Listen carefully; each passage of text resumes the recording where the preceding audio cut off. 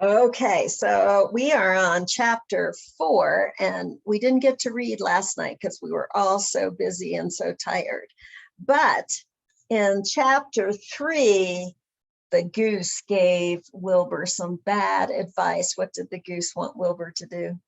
Go in the forest. To escape. Yeah. And it got Wilbur really scared, didn't it? Yeah.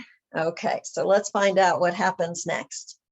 The next day was rainy and dark. Rain fell on the roof of the barn and dripped steadily from the eaves.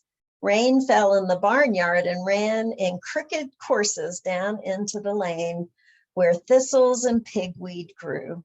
Rain spattered against Mrs. Zuckerman's kitchen windows and came gushing out of the downspouts. Rain fell on the backs of the sheep as they grazed in the meadow.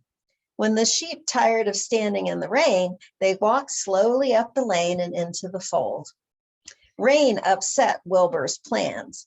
Wilbur had planned to go out this day and dig a new hole in the yard. He had other plans too. His plans for the day went something like this.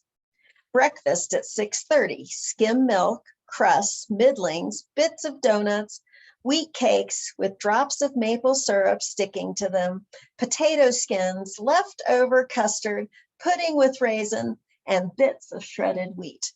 Does that sound like a good breakfast to you? No. No.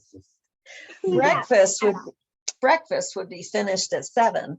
From 7 to 8, Wilbur planned to have a talk with Templeton, the rat who lived under his trough.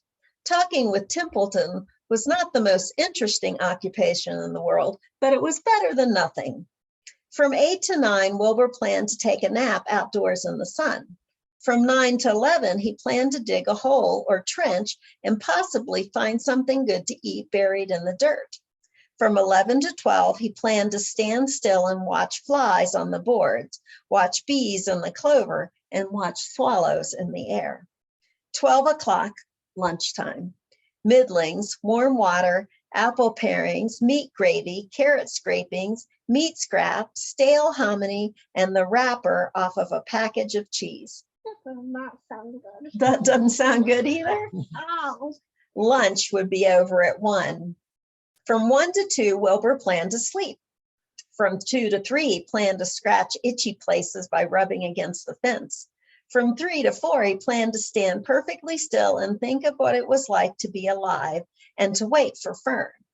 At 4 would come supper, skim milk, provender leftover sandwich from Lurvy's lunchbox, prune skins, a morsel of this, a bit of that, fried potatoes, marmalade drippings, a little more of this, a little more of that, a piece of baked apple, and a scrap of upside down cake. Does that sound great, Grandpa? I think that sounds great. Don't you? Wilbur had gone to sleep thinking about these plans. He awoke at 6 and saw the rain, and it seemed as though he couldn't bear it. I get everything all beautifully planned out, and it has to go and rain, he said. For a while, he stood gloomily indoors. Then he walked to the door and looked out. Drops of rain struck his face. His yard was cold and wet. His trough had an inch of rainwater in it. Templeton was nowhere to be seen. "Are you out there, Templeton?" called Wilbur. There was no answer. Suddenly, Wilbur felt lonely and friendless. "One day is just like another," he groaned. "I'm very young. I have no real friend in the barn. It's going to rain all morning and all afternoon, and Fern won't come in such bad weather." "Oh, honestly," said Wilbur, was crying again for the second time in 2 days. At 6:30, Wilbur heard the banging of a pail. Lurvy was standing outside in the rain, stirring up breakfast. "Come on, pig," said Lurvy. Wilbur did not budge. Lurvy dumped the slops, scraped the pail, and walked away. He noticed that something was wrong with the pig. Wilbur didn't want food. He wanted love. He wanted a friend, someone who would play with him. He mentioned this to the goose, who was sitting quietly in a corner of the sheepfold. "Will you come over and play with me?" he asked. "Sorry, Sonny, sorry," said the goose. "I'm sitting on my eggs, 8 of them. Gotta keep them toasty, oasty warm. I have to say right here, I'm no flibbity-ibbity gibber. I don't play when there are eggs to hatch. I'm expecting goslings." "Well, I didn't think you were expecting woodpeckers," said Wilbur bitterly. Wilbur next tried one of the lambs. "Will you come and play with me?" he asked. "Certainly not," said the lamb. "In the first place, I can't get into your pen, as I'm not old enough to jump over the fence.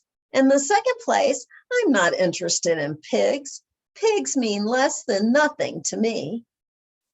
"What do you mean, less than nothing?" replied Wilbur. "I don't think there is such a thing as less than nothing. Nothing is absolutely the limit of nothingness. It's the lowest you can go. In the end, it's the end of the line. How can something be less than nothing? If there were something that was less than nothing, then nothing would not be nothing, it would be something, even though it's just a very little bit of something. But if nothing is nothing, then nothing has nothing that is less than it is." Does that make sense? Yeah. No. "Oh, be quiet," said the lamb. "Go play by yourself. I don't play with pigs." That's kind of sad, huh? Yeah. Would you play with pigs? Only if I wanted to. I wouldn't if I was a pig. Sadly, Wilbur lay down and listened to the rain. Soon he saw the rat climbing down a slanting board that he used as a stairway. "Will you play with me, Templeton?" asked Wilbur. "Play?" said Templeton, twirling his whiskers. "Play? I hardly know the meaning of the word." "Well," said Wilbur, "it means to have fun, to frolic, to run and skip and make merry." "I never do those things if I can avoid them," replied the rat sourly. "I prefer to spend my time eating, gnawing, spying, and hiding. I'm a glutton, but not a merrymaker. Right now, I'm on my way to your trough to eat your breakfast, since you haven't got sense enough to eat it yourself." And Templeton the rat crept stealthily along the wall and disappeared into a private tunnel that he had dug between the door and the trough in Wilbur's yard. Templeton was a crafty rat, and he had things pretty much his own way. The tunnel was an example of his skill and cunning. The tunnel enabled him to get from the barn to his hiding place under the pig trough without coming out into the open. He had tunnels and runways all over Mr. Zuckerman's farm and could get from one place to another without being seen. Usually he slept during the daytime and was abroad only after dark. Wilbur watched him disappear into his tunnel. In a moment, he saw the rat's sharp nose poke out from underneath the wooden trough. Cautiously, Templeton pulled himself over the edge of the trough. This was almost more than Wilbur can stand. On this dreary, rainy day, to see his breakfast being eaten by somebody else. He knew Templeton was getting soaked out there in the pouring rain, but even that didn't comfort him. Friendless, dejected, and hungry, he threw himself down in the manure and sobbed. Later that afternoon, Lurvy went to Mr. Zuckerman. "I think there's something wrong with that pig of yours. He hasn't touched his food." "Give him 2 spoonfuls of sulfur and a little molasses," said Mr. Zuckerman. Wilbur couldn't believe what was happening to him when Lurvy caught him and forced the medicine down his throat. He was certain this was certainly the worst day of his life. He didn't know whether he could endure the awful loneliness anymore. And there's poor Wilbur, laying there all sad and lonely. What does Wilbur want? The girl. He wants Fern, and he wants a friend, right? Yeah. Yeah. Well, He doesn't have any friends in the barn. but isn't the girl his friend? Yeah, but Fern can't come all the time, can she? No. Darkness settled over everything. Soon there were only shadows and the noises of the sheep chewing their cuds, and occasionally the rattle of a cow chained up overhead.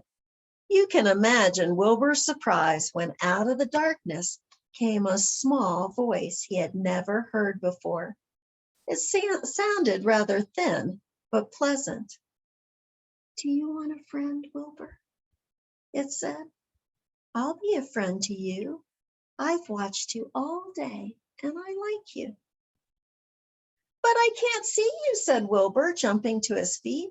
"Where are you? And who are you?" "I'm right up here," said the voice. "Go to sleep. You'll see me in the morning." Who do you think his new friend's gonna be? I don't know. Should we put the book back Who could live in the barn? in? Who do you think could live in the barn? I think I lived in the barn would be You think he's gonna have another girlfriend? maybe Maybe it's another pig. maybe it's another pig. Who else could live in a barn besides a pig? A goose, pig, and a duck, lamb, and a goat, and a sheep. Oh, well, we'll see tomorrow, won't we? Who Yeah. his new friend is. Okay, good night, everybody. Good night. Good night.